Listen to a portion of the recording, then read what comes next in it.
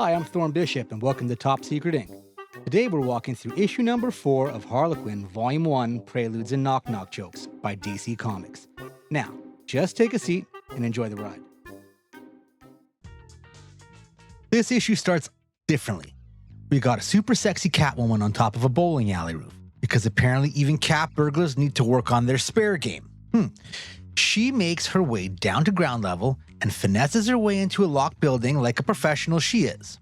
Catwoman starts rummaging around and eventually finds a trapdoor at the end of one of these bowling alley lanes with a sign that says on it, "Out of order." Now we know why it's out of order, because it's not out of order, it's a secret entrance. She goes down the stairs into a room where the doors close behind her and lock themselves.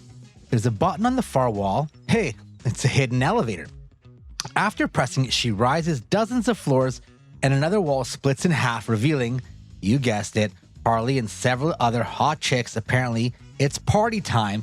And what kind of party? Well, I have absolutely no clue, but it's definitely the kind that Batman doesn't get invited to.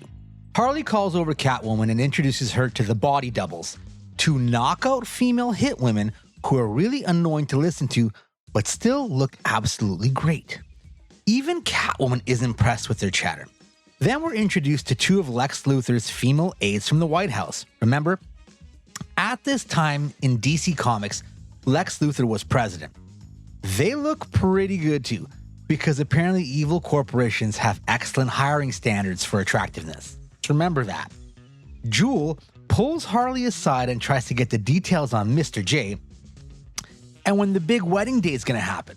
Harley breaks it to her pretty easily, tells her that they're separated for the time being. Jules tries to console her, and Ivy jumps in with her 2 cents, that Harley's just better off by being independent because men are just a waste of time and resources. Then they reminisce about all the time they spent together on the Suicide Squad missions, which is like reminiscing about your college days, except with more explosions and federal crimes. A woman dressed in orange robes and black leather introduces herself to Harley. Her name is Pagan. She's new in town, and she likes to cover her face. I can't tell if she's hot underneath all that fabric, but I'll give her the benefit of the doubt. Pagan starts asking questions about whether this get-together is going to be a regular event for the girls, but she gets rudely interrupted by the Lex Corp ladies. They tell Harley that her 2 hyenas, the ones taken from her from the last time she visited Metropolis, are now in custody at the Gotham Zoo. As Jules walking by, Harley trips her leg without being seen. Jules' cocktail spills all over the Lex Corp girls, and while Jules apologizes for the accident, the corporate ladies aren't really too happy about this. And I can smell a cat fight brewing. The 2 Lex Corp girls threaten to find a way to get Jules custody of her child revoked for breaking parole to be at the party they're at tonight, but Harley steps in and tells the 2 Barbie dolls it wouldn't look very professional for presidential aides to be at this party either. Blackmail swings, I guess, in both directions, ladies. Ivy comes to cheer up Jewel with a drink, and that would technically be another drink, and reminds her that men are only good for one thing, and that usually doesn't last very long anyways. Catwoman chimes in that men can be trained like dogs and can be very, very useful if you know how to manipulate them in the right way. And, for the most part, she's got a point there. Catwoman turns to Pagan and tries to get more information out of her. I think her cat intuition is kind of firing off here. They have a small talk about the Green Arrow team and some chatter about Oracle too, but Pagan seems really sketchy about these topics. The body doubles are chatting it up with Lex Corp girls, and the conversation turns to Superman. The twins would love the opportunity to meet the man in blue, but Hope and Mercy are like, fat chance, Superman likes chicks with brains, not just big assets. You know what I mean. And here we go. Both pairs pull out the guns. Does the cat fight begin? No. Harley breaks it up by yanking out a revolver and pointing it at all 4 of them. Now, just to ease the tension a bit, the elevator door swings open, and hey, it's the pizza guy. Wait. I think I've seen this movie before. 9 Girls and a Pizza Guy.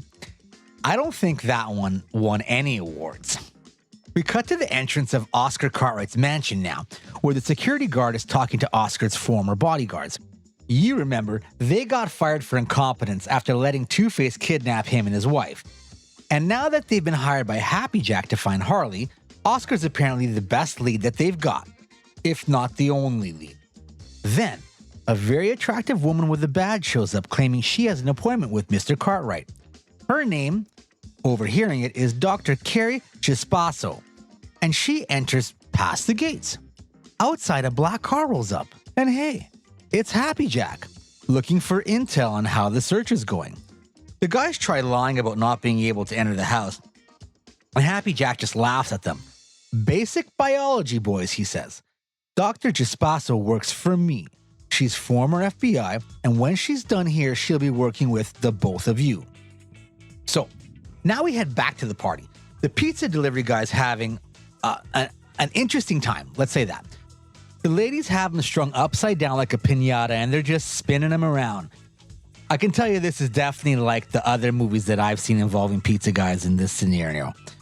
Jewel looks pretty plastered from all the drinks Ivy's been feeding her, and Hope and Mercy challenge her to a game of truth or dare. In her drunken state, Jewel picks truth, because that's probably the easier one, and we find out she's a complete psychopath. The LexCorp ladies asks if Punch is the only guy she's ever fallen in love with. Turns out Jewel used to date a chef, and somewhere in the process she gained some weight from his cooking. Apparently those few pounds were the equivalent to obesity with a side order of diabetes in her mind. So she had to permanently take him out of the picture so Punch wouldn't find out. Then Jewel passes out, drunk. Yikes. Our pizza boy has totally had enough of the fun and pleads to get untied when a ninja star comes flying from out of nowhere, snaps the rope in half, and he lands in Pagan's arms. Harley challenges Pagan to a game of truth or dare while she's holding him, since she's such a killjoy here. Pagan says, okay, dare. She drops the body on the floor. Harley dares her to take off her mask. The body devils protest at this. Asking someone to remove their mask is completely out of bounds, which is rich coming from two women whose entire gimmick is being identical. Harley's suspicious because Pagan's getting sketchy whenever they talk about Green Arrow and Black Canary. In anger, Pagan grabs her face coverings and says, I'm not the Black Canary. The robes get stripped off, and what we have here is an absolutely stunning Thorn. You remember, Rose Forrest, the vigilante with the split personalities. The girls reach for their weapons as Thorn makes a break for it with the pizza guy on her shoulder. Bullets are flying, Ivy's on the balcony, and Thorn takes a leap, pivots off Ivy's head, and jumps off the balcony. Remember, they're like 20 stories up off the ground. In mid-air, Thorn fires a grappling device and swings out of there, getting away with style. After the jailbreak excitement, the girls are all laughing it up, and Harley pulls them together to let them know that she's finally going solo. This is her time to make something of herself, because nothing says personal growth like a girl's night out that ends in gunfire and someone escaping via a grappling hook from a skyscraper.